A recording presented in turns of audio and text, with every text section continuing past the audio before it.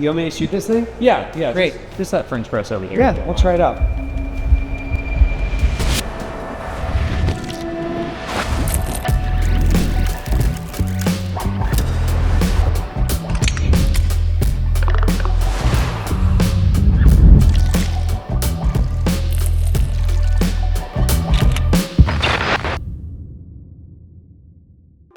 Are you serious about your French press setup?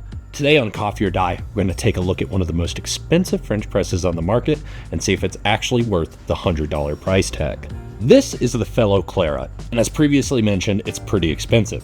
However, it's got a number of features that your typical French press doesn't have. So today we're going to go through each and every one of those and find out if it's really worth it. Now, Fellow claims that this is your forever French press due to its shatterproof body, a statement that we're actually going to put to the test later. But let's start this video by actually taking a look at the exterior. This is made of double wall 304 18/8 insulated stainless steel.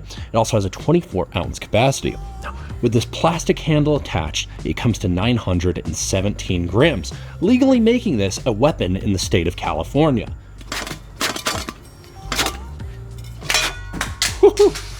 Now, in terms of aesthetics and overall feel, I kind of like the juxtaposition of something with French in the name actually being somewhat intimidating. So this is pretty uncharted territory. Now, let's pop off the top and see what's under the hood. Now, the hood itself is made of BPA-free plastic. This is the same plastic as the handle. If you guys are ready, we can pull up on this plunger and see what's inside. The filter itself is made of mesh, similar to the mesh filters we see on other French press plungers, but this one kind of looks like an old school steering wheel. What we've got is a circular design with these supports leading from the interior out to the exterior. On the surrounding edges of this wheel, we have this plastic material that creates a complete seal and acts as sort of a squeegee as it's pressed down on the interior walls, making sure that no microfines or grittiness ends up in your mouth. You'll also notice that the lid has all of these little holes. This is just all directional pour, so when you have this placed down on top of your French press, you can pour no matter which direction that cap is in. Now let's pop this back off and take a better look at those interior walls. So what we've got is this non-stick wall on the interior, similar to what you would see on a high-speed pot or pan. Now, Fellow knows you guys aren't cleaning your equipment to begin with, so they've made it even easier to be a lazy piece of shit. You'll also notice that there's these lines here on the interior, which can be used for volumetric dosing. So if you don't have a scale, you're not completely fucked. Just know that I'm judging you, and this is why your children don't respect you. So you've paid your $100, you got your Fellow Clara, but wait, there's even more. They also provide you with this stirring stick. I'm not sure how this is a selling point. You can use literally anything to stir your coffee with. In the comments below, just tell me what you're using to stir your coffee with, just to prove this point. While you're at it, don't forget to like and subscribe, as it directly relates to my self-esteem. So we know the Fellow Clara has a ton of cool features, and I can make a good cup of coffee with it, but I still don't know if it's worth $100. So the best way to find out would be to design some sort of durability test. You'll notice that the cold metal exterior is curved, similar to a knight's armor. Now, knights wear armor like this because it would cause weapons like blades and arrows to slide off and deflect, rather than puncture the armor and schwack the little knight underneath. So, is this French press anything like a knight's armor? And to see if it is, we've designed another durability test. So for this episode's durability test, we decided to shoot the Fellow Clara with a bow and arrow. I personally don't know how to shoot a bow and arrow, so I got help from a local Utah native and amateur projectile enthusiast. Hi.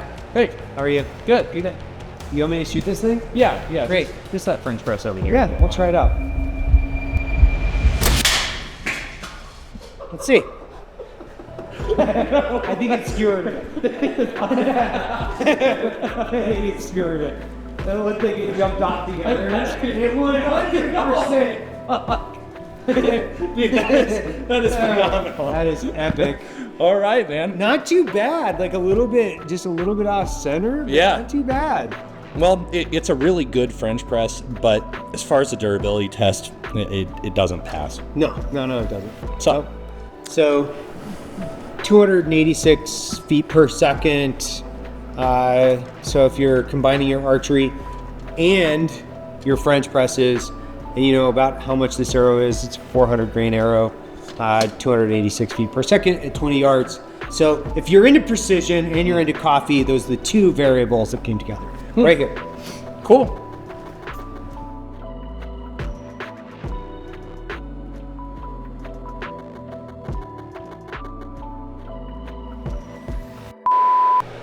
The expectation's that It'll slide right off. I'm not a bowman. I don't know. Yeah, making predictions. I think it'll leave a dent, but it's gonna go ping. Eating a fucking hot dog is so good. It's what I do.